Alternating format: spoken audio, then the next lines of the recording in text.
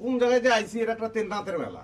এখন নিজেকেই কোনো টেনশন নাই, বাপ হারাই গেছে, মায়া লাফাইতেছে, আর বউ নিজের চোখে দিয়া কাজল নিজের রূপে নিজেই পাগল। মনে করে এই পরিমাণ কাজল হে চোখে দিছে, ওর জামাই যদি ফিরাইয়া দেখে তাহলে আবার হারাই যাব।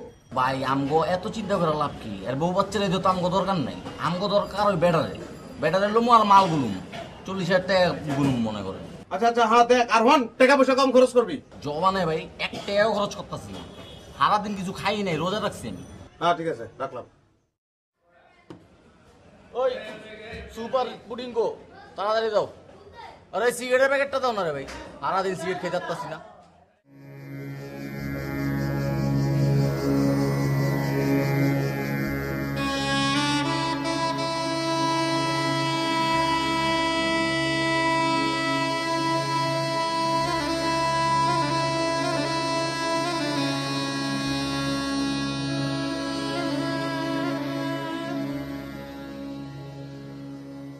তাহলে কোন ডাক্তার দেখাবেন? ডাক্তার তো অনেক দিয়েছি, আমি বাড়ির মধ্যে কবিরাজি, হোমিওপ্যাথি, এলোপ্যাথি, অ্যানালগ, ডিজিটাল যা ছিল বেগুন দিয়েছি, কোনো ডাক্তারের কোনো কাম হয়নি। হ্যাঁ, যে হঠাৎ করে খাড়াই যান, এটা পুরো আনকমন রোগ, এই রোগের কেউ চিকিৎসা করতে পারে না, এই কারণে তো ঢাকা আইছি। কোনো ডাক্তারই দেখাতে পারলেন না? আমার বাড়ির এক ডাক্তার আছে, হ্যাঁ ঢাকা মেডিকেল বইয়ে, হ্যাঁ তার কাছে দিয়ে আমি। ও ভেরি গুড, আলহামদুলিল্লাহ। তো অ্যাপয়েন্টমেন্ট নিছেন? অ্যাপার্টমেন্ট কিনলে, হ্যাঁ তো ভারত চলে গেছে। ভারত গেছে কেন? চিকিৎসার লাই, হ্যাঁ তো অসুস্থ। ও আব্বা, আপনি তো কালকে রোজা রাখবেন, কি খাবেন সেরিতে? না মা, সেরিতে আমি কিছুই খাবো না, দরকার হলে এক গ্লাস পানি খেয়ে নেব। ঠিক আছে। চাচা কি রেগুলার রোজা রাখেন নাকি? না, রেগুলার রাখি না, শুক্রবার করে রাখি। চমৎকার, আমি চাচা তো রোজা রায়, হ্যাঁ তো শুক্রবার করে রোজা রায়। ও আলহামদুলিল্লাহ, খুব ভালো। চাচা, আপনি কি খাবেন সেরিতে? আরে জি। আরে আল্লাহ ভালো রাখো। চাচা কিছু খায় না সেই সময়, শুধু এক গ্লাস হানি হইলে সারবো। চাচা, আপনার রুমে আমি পানি রেখে আসবো, আপনি সেরির সময় মনে করে খেয়ে নেবেন। সেই সময় পানি দিয়ে এটা কোনো সমস্যা নাই। ইফতারির সময় কত সিঁড়া আর গুড় তাইলেই সারবো, বেশি না, আবার 1 মুঠ আনার ফাঞ্জা চাই। এত বড় ফাঞ্জা না, আপনার যে ছুটি মাই আগে আছে না, হিজ্জের ফাঞ্জার 1 মুঠ সিঁড়া দিবেন, পানি দিয়ে ভিজে দিবেন, ছোট্ট একটু না গুড় দিলে হইব, সারবো, ইফতারি কমপ্লিট। তোর কইছিস যে শুক্রবার দিন আমি রোজা রাখবো, কইছিস তোরে? আবার হাসিস? কারণটা দেখছেন, এত রোগী এলো, এটা হঠাৎ করে খাড়াই যায়। আর আমার বিস্কুট খুব ফেভারিট, বুঝছেন, শুকনো বিস্কুট তো আরো ফেভারিট। তাহলে আমি আরো নিয়ে আসি। এটা খেয়ে ঠিক আছে, এটা দেখতে দিন তো, এদিক দে, আমি দেখি, এদিক দে। আপনি তো রোজা রাখছেন নিয়ে। রোজা রাখছি, কি হয়েছে? খা, তুলে খা।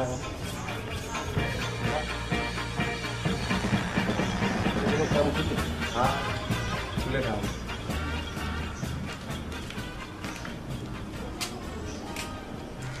সব বিস্কিট পড়ে গেছে। বাবা, কিছু মনে না করলে একটা কথা বলি। তোমাদের বাড়ির আশেপাশে বা বাড়ির মধ্যে কোথাও নিম গাছ আছে? ওই পেছন দিকে একটা নিম গাছ আছে।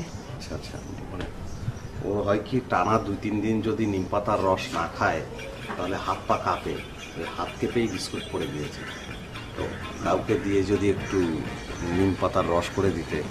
আচ্ছা, রস তো আমি করে দিতে পারবো, কিন্তু গাছে, আমি তো গাছে উঠতে পারি না, কাকে দিয়েছি? ও উঠতে পারে, মাশাল্লাহ, ও যে কোনো গাছে উঠতে পারে। নারকেল গাছ, সুপারি গাছ, এরকম যেসব গাছের শাখা প্রশাখা নেই সেসব গাছেও উঠতে পারে। আপনি তাহলে একটু কষ্ট করে পেরে দেন, যা আমি যা, রস করে দিই। যা এখন গিয়ে এটা দিয়ে যাও তুমি। যা এখন গিয়ে নিম পাতা খেয়ে যাক নাকি? না থাক, 3 দিন যাবো তোর এরকম অবস্থা, তো তুই এটা আমরা বলবি না গাধা?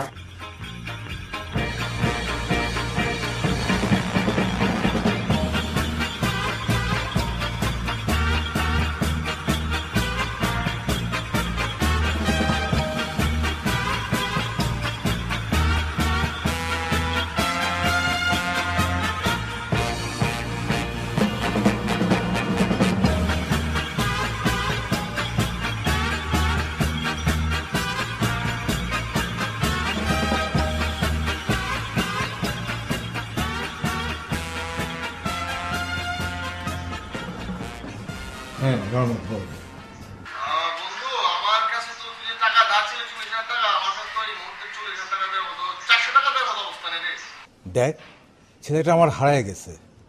1 মাস হোক 1.5 মাস হোক, ছেলে আমার ফিরে আসবেই। তখন আমি তোকে সব টাকা ফেরত দেবো, তুই একদম নিশ্চিন্তে থাক। তুই তো বুঝতেই পারতেছিস, বিজ্ঞাপন দিলাম 40,000 টাকার এই জন্য যে যাতে করে মানুষ লোভ করে ছেলেটাকে আমার নিয়ে আসে আমার কাছে। তুই দোস্ত চিন্তা করিস না, তোকে আমি যেভাবে হোক টাকাটা দিয়ে দেবো। বুঝতে পারতেছিস না, তুই আমার ছেলের বোর্ড দিকে আমি তাকাতে পারতেছিস না, নাতনির দিকে তাকাতে পারতেছিস না। রহমত, যেমন করে পারিস ভাই এই টাকাটা আমাকে ম্যানেজ করে দিই। আমার ছেলের আসার সঙ্গে সঙ্গে তোকে আমি টাকাটা দিয়ে দিব। আমি এই টাকার জন্য আমি জমি জমা যা আছে সব বেচার বন্দোবস্ত করে রাখছি, তুই কোনো রকম চিন্তা করিস না। আচ্ছা আমি দেখি কি করা যায়। আচ্ছা, খোদা হাফেজ।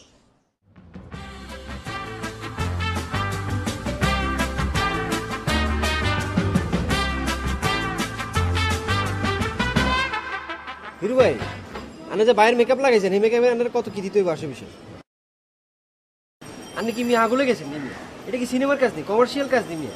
হ্যাঁ, 100% সিগন্যাল নাম্বার করতে তো মিয়া এত টিয়া লাগে না মিয়া, দাঁড়িয়ে লাগে। আপনি মিয়া আইছেন 2000 টিয়া লোকে। হ্যাঁ, আপনি মিয়া কি এখন কত নেবেন এটা কোন? আই আন্ডারে হাঁসুরে একটিও বেশি দিতে চাইতেন না, 200 বেশি দিতে চাইতেন না। আচ্ছা যান, লাস্ট 400, এর একটিও বেশি দিতে চাইতেন না। আপনি এখন ফোন রান নিয়ে খোদা হাফেজ। ওরে দিতে হইব 400 টাকা। আর এই জুব্বা জাব্বি কিনলাম, ঘুরলাম ফিরলাম, গেল 9,000। 9,000 আর 400, মোট 9,400 টাকা। আর হ্যাগোর কাছে 1 পয়সাও নেই। 9,400 না ভাই, 9,500। কেমনে? 100 টাকা ফ্ল্যাক্সি করলাম না কালকে, মোবাইলে ফোন করতে হয় না বিভিন্ন জায়গায়। এটা কি আমি কিচ্ছি আবার? তোর পোলা রয়েছে, তুই বিজ্ঞাপন দেস 40,000 টাকার। তোর এত বড় গুদ্দা করতে হবে, তোর এত বড় গুদ্দা করতে আসে তোর? তোর পোলা রয়েছে, তুই বিজ্ঞাপন দিছস, তুই ইসের কথা কস কেন? আল্লাহ কি তোরে পুরাটা বানাইছে গুদ্দা দিয়া খালি? তুই কথা কস কেন? তোর এত বড় গুদ্দা করতে আমি কিচ্ছি 100 টাকা আনি এরম করলেন? আপনি মেয়ে ব্যবসা করতে আছেন, টিয়া হচ্ছে তো খরচ হইবই। তোর কাছে টাকা নাই, তোর পোলা রায়, তোর পোলা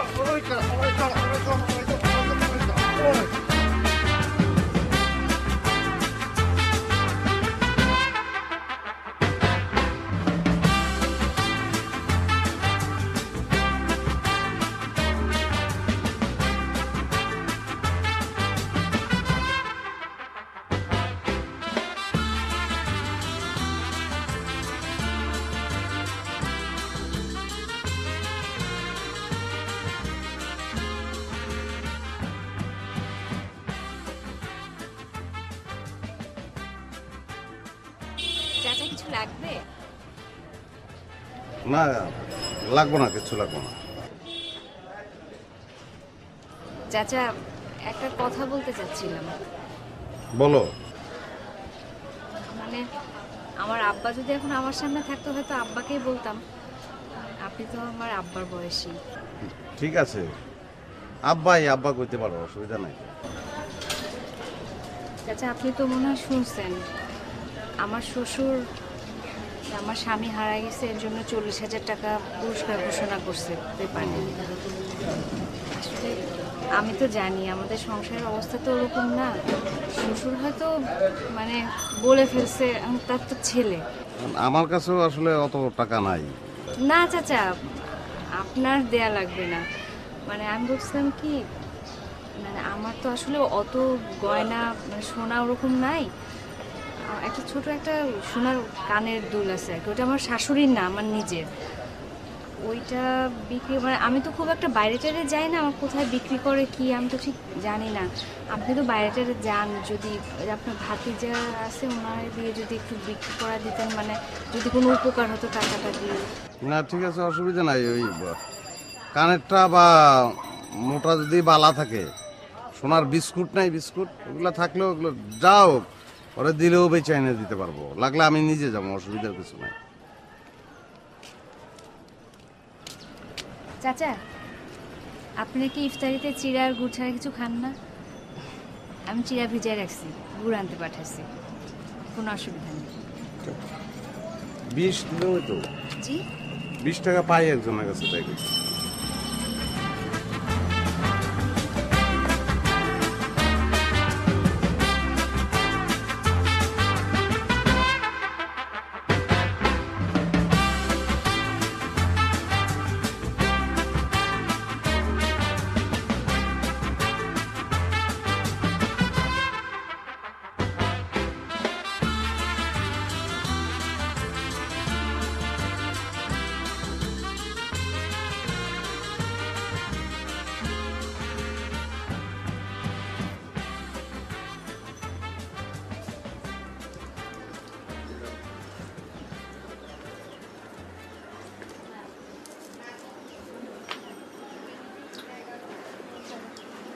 এখানে এসে বসুন।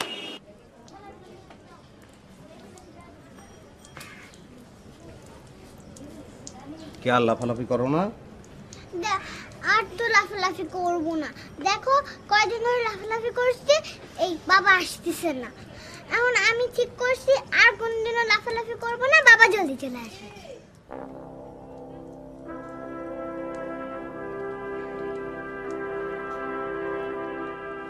লাফালাফি করলেও বাবা আসবে, না করলেও বাবা আসবে।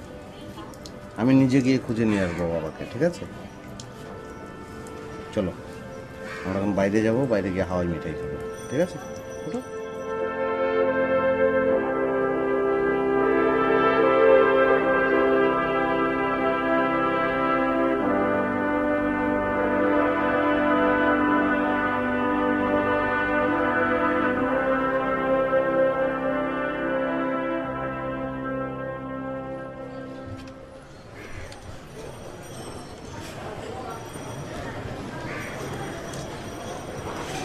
চাচা, আপনি আনিকাকে নিয়ে বাইরে গেছিলেন, ওকে নাকি হাওয়ার মিঠাই খাওয়াইছেন।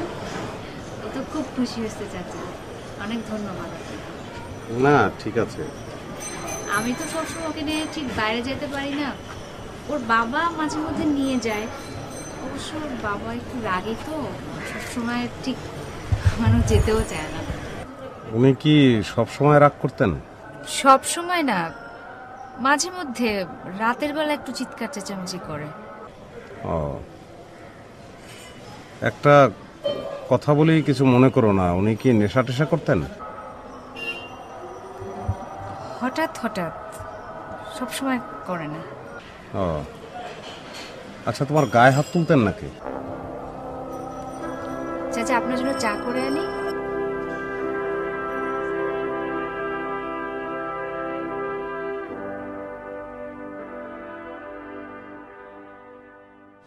মা, আমার জন্মদিন তো সামনে চলে আসতেছে, বাবা কি আসবে?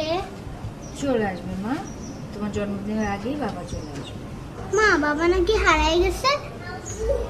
কাজে হারিয়ে গেছে মা, কিন্তু তোমার জন্মদিনের আগের দিন ঠিক চলে আসবে। তুমি কিভাবে জানো? বাবা তো হারাই গেছে। যাওয়ার আগে আমাকে বলে গেছে আমার মেয়ের জন্মদিনের আগে আমি চলে আসবো।